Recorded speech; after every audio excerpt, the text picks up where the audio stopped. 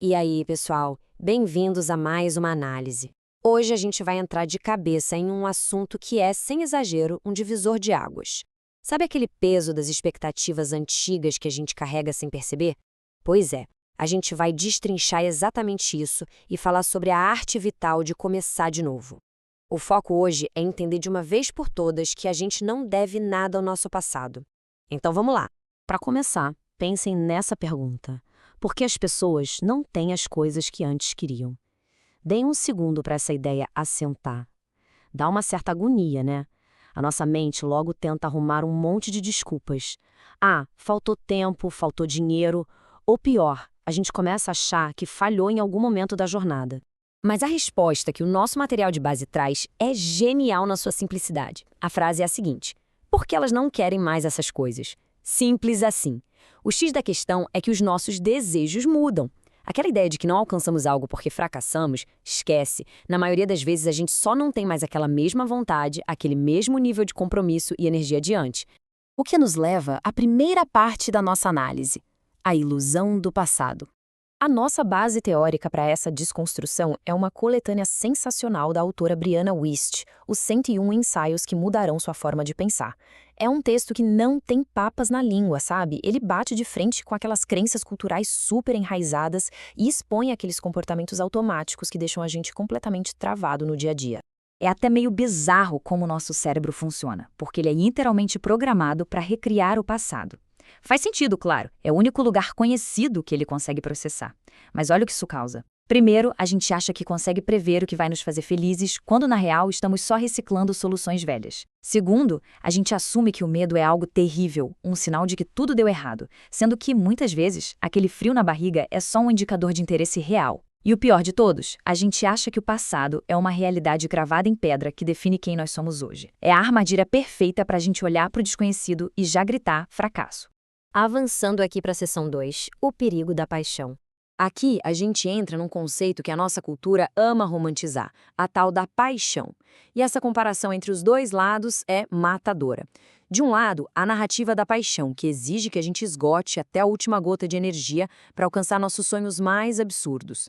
Do outro lado, a narrativa da lógica, que foca simplesmente em maximizar o nosso potencial diário. A narrativa da paixão vive de olho numa linha de chegada imaginária, fazendo a gente se sentir um eterno insuficiente. Já a lógica coloca os nossos pés no chão, focando no que é possível construir hoje. O grande problema é que focar só nessa paixão desenfreada cria a ilusão permanente de que a vida cotidiana, a vida real mesmo, é sempre menor ou mais sem graça que um ideal inatingível. Quem vive só de paixão geralmente está caçando uma euforia imprudente, sabe? Aquela necessidade constante de provar algo para todo mundo. Quem opera pela lógica, por outro lado, para avaliar o porquê dos próprios desejos e acaba encontrando uma beleza gigante na consistência.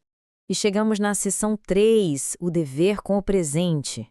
Esse é o ponto alto da nossa análise. É aqui que a chave vira de verdade. Prestem atenção nesta frase. Não há dívida alguma com o eu do passado. Ninguém é responsável por ser a pessoa que um dia achou que seria. Só vamos respirar e absorver isso.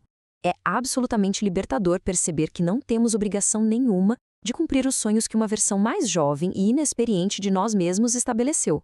Pensem bem, é um peso inútil. Não existe obrigação de honrar expectativas que já caducaram. Ou seja, a única obrigação verdadeira que a gente tem é com o adulto que somos hoje, no momento presente.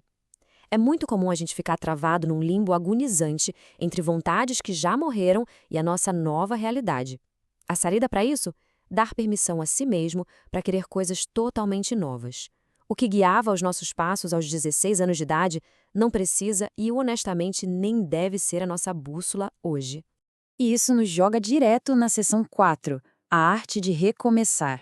Quando a gente finalmente abraça essa liberdade de viver no presente, a gente entende que recomeçar não é um sinal de que algo deu errado. É um desprendimento natural.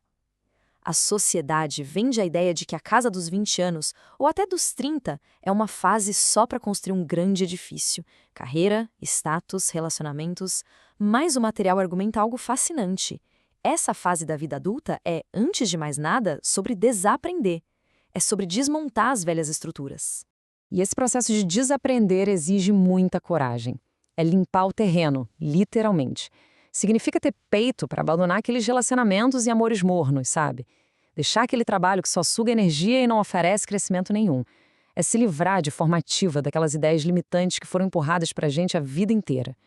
É só quando a gente passa a régua e apaga esse plano de vida antigo que abrimos espaço para ouvir o nosso sistema de navegação interno e finalmente deixar a vida real começar. E aí nos deparamos com esta verdade cortante da autora. Pessoas genuinamente infelizes nunca estão chateadas com as circunstâncias. Elas estão chateadas porque externalizaram o próprio poder. Nossa, isso é um soco no estômago. Aquela insatisfação profunda quase nunca vem de onde a gente imagina. A liberdade real surge quando a gente internaliza esse poder, assumindo as rédeas da nossa própria narrativa, em vez de ficar esperando passivamente que o universo, a sorte ou a economia alinhem as coisas a nosso favor. Entrando na nossa reta final, seção 5, metanoia. Uma mudança de mente. Metanoia é uma palavra linda que vem do grego e resume perfeitamente toda essa nossa jornada. Significa uma mudança massiva no estado psicológico, no coração ou no estilo de vida.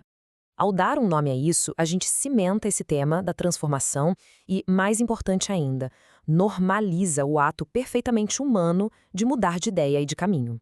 Tá, mas e na prática? Como a gente abraça a metanoia numa existência cotidiana? Bom, o primeiro passo prático é o compromisso de agir com gentileza, tanto com os outros quanto com a gente mesmo. Pegar leve.